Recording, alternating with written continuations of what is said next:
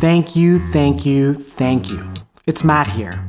My last episode of the PhotoProVenture vlogcast on photographic style seemed to strike a chord with a lot of you, and I really appreciate all the comments, shoutouts, and discussions. I'm truly touched that you're seeing value in what I'm sharing. I definitely don't have the answers, but asking questions, shifting perspectives, and sharing ideas with people who are committed to lifelong learning is what fills me up. So if you know anyone else who might enjoy this vlogcast, I would love it if you share it with them and have them join us on this journey. But on to the important stuff. What are we getting into today? We are going to dive into imposter syndrome. What if there's a good reason that you're feeling it? And what if it's a feeling that you should seek out and embrace? Let's get into it.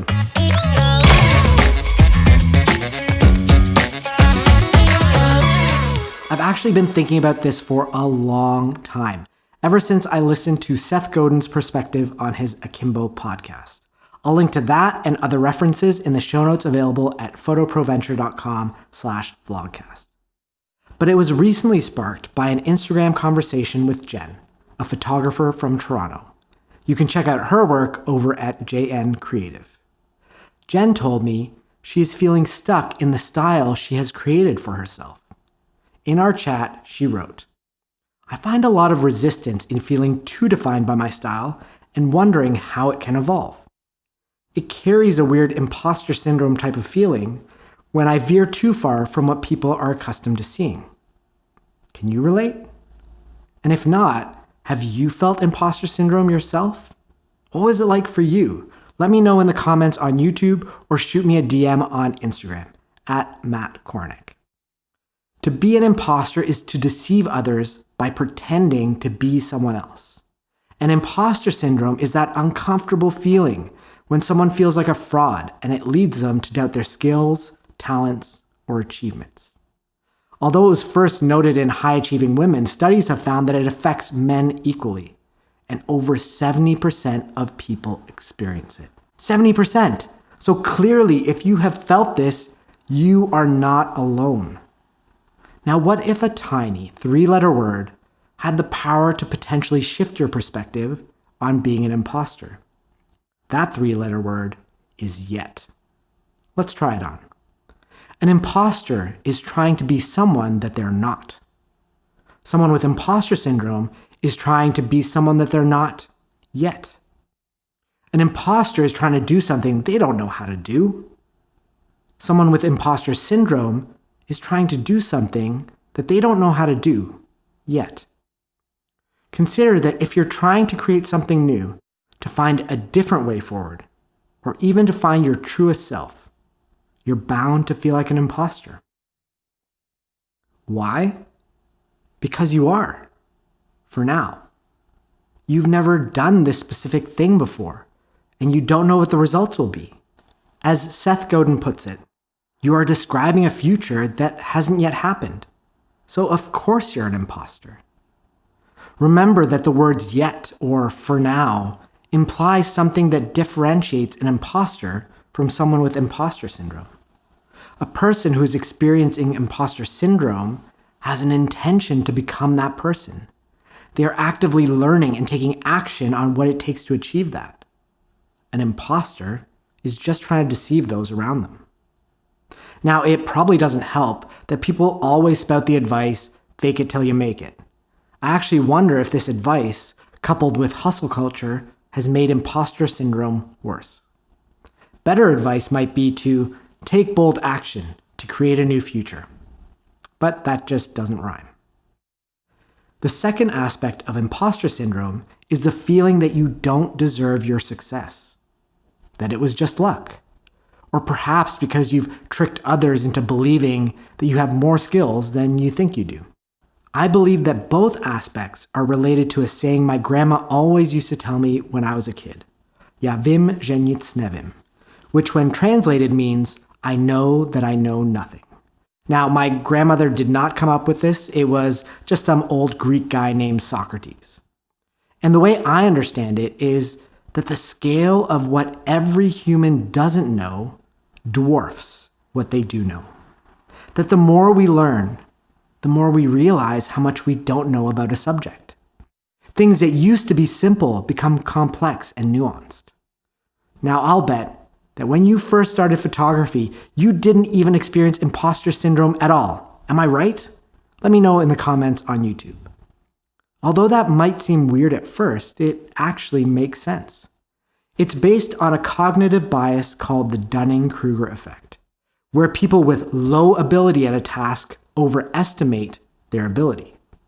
Now, that was definitely me when I first started photography. Very low ability, but high confidence in my photos. Boy, was I wrong about that. But without that ignorance, I probably would have quit before I started. As a beginner, it wasn't surprising when I didn't know anything. I mean, clearly I was coming from a place of no knowledge. There was so much that I didn't even know that I didn't know. Since other people knew I was a beginner, I didn't feel they expected much of me. So although I was less knowledgeable, I strangely felt more confident. But as I became more experienced, I not only gained actionable knowledge, I also gained knowledge of all the things I didn't know yet. I became aware that there isn't a simple, quick path to success. That even with all the knowledge I've gained, I still face situations where new problems show up. Ones that I don't know how to solve right off the bat. And I have to try something new. Something I've never done before. And I don't know how it'll turn out. Each time I face these situations, I feel imposter syndrome. Part of me says, as a professional, I should have known. I should have the answer. I feel that others have higher expectations of me now that I'm considered to be a pro. I felt it at times like when I struggled to get images in focus when I first started shooting fitness. And when I didn't understand how relative light intensity mattered when it came to balancing flash in dark situations. Or when I moved from a small and nimble team that did 95% of our work in natural light to a team where we had a lighting crew. And most recently, when I started this vlogcast, I feel like an imposter each time I sit down in front of this camera. Really, anytime I'm trying something new in photography that I've never done before, I feel like an imposter because I'm making it up as I go along. But what if that's what it takes to be truly successful?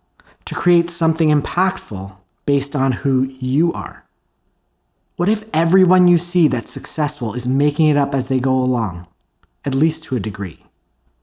If that's the case, perhaps imposter syndrome can be used as a radar, giving you a signal that you're extending yourself to a new area of growth.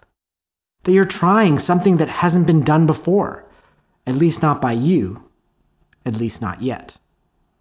Maybe that means that we should feel excitement when we get that ping from our internal radar. Remember that fear and excitement are emotional siblings, and we can switch between the two just by changing our story about a situation. The Dunning-Kruger effect tells us that self-awareness and knowledge actually open a door to recognizing our own lack of ability. As an experienced photographer, I'm aware of how much I rely on the talents of those around me to achieve great results. Having a great shoot is a combination of many little things done well. I recognize that luck does play a role too, but I believe that hard work creates more opportunities for luck to strike. So I think there are two main ways of dealing with imposter syndrome when it arises. Number one, accept it. Know that imposter syndrome is a normal part of the human condition and that you're not alone. Don't make it right or wrong. Don't try to fight it or change it. Acceptance is all about letting it be and allowing it to pass. Number two, embrace it. What if you took acceptance a step further and embraced that feeling? Could you turn it into something that empowers you rather than holds you back? Try these things on and see what works for you. Now let's jump into some more concrete suggestions by answering a viewer question. Meg Rains asked this question on YouTube, which is related to what Jen was concerned with in terms of evolving her style. Meg wrote, I'm struggling with separating my own style from my client work. Today I am drawn to moody, dark, minimalist photography, but don't think that's what my clients would like. I have only done food photography for the same clients, and I don't really work on anything else. But I would like to start defining and discovering myself as a photographer, so I'm committing to doing more personal work this winter. Is it possible to have a different personal style than my client work? Or do I merge the two together somehow? Another great question from the community. Thank you, Meg. Please keep those questions coming. If you have a question for me, head over to photoproventure.com/ask, put it in the comments on YouTube, or shoot me a DM on Instagram. I always love hearing from you. I think that it's always hard to define and discover your style fully through client work. It can give you insights into things you don't like or even push you into new ways of thinking, but it just doesn't allow the freedom to fully follow your own internal voice. So in Meg's case, her idea of executing some personal shoots is a great one. I'd suggest a few. And that's because it may take a while to build up the skills and techniques needed to create stunning shots. Note that imposter syndrome is likely to show up since you're going to be making it up as you go along. Ideally, it's enough shoots that you're integrating them into your portfolio in a way that doesn't seem random or like a one-off. The other reason I'd set up multiple shoots is that having a selection to choose from will give you flexibility in how to showcase it. You could split your portfolios into client and personal work, bright and dark work, or you could integrate this new work into your current portfolio. For example, my own portfolio contains a bunch of client work, mostly from the same client. But I only include the work that I connect with, the work that I'd be happy to be hired for, because most often people will hire a photographer based on what they've done, rather than taking a risk to hire you for something that isn't shown in your portfolio. Unfortunately, I can't tell you which is better in your case, but I'm guessing that as you pursue this, it'll become clear. By only having client work in your portfolio, you may currently be attracting clients that don't fully align with where you want your style to grow. Thinking of it as an evolution may be helpful. It's okay if your current clients don't connect with it, as they already know that you're capable of delivering what they need. This is all about attracting new clients, ones that align with the work you want to do. Perhaps even some of your current clients will evolve with you. Just remember, style is more than just a way of editing your photos or the light you prefer or even what subjects you focus on. It's a combination of all of those things and more. Your style is you. Okay, it is that time where I will share a few actions to further develop yourself as a photographer. Number 1, find ways to accept or even embrace when you get that imposter syndrome feeling. Number 2, take on a personal project that allows you to try those ideas you've had on the back burner. Number 3, experiment with a different style and see what you can take from it.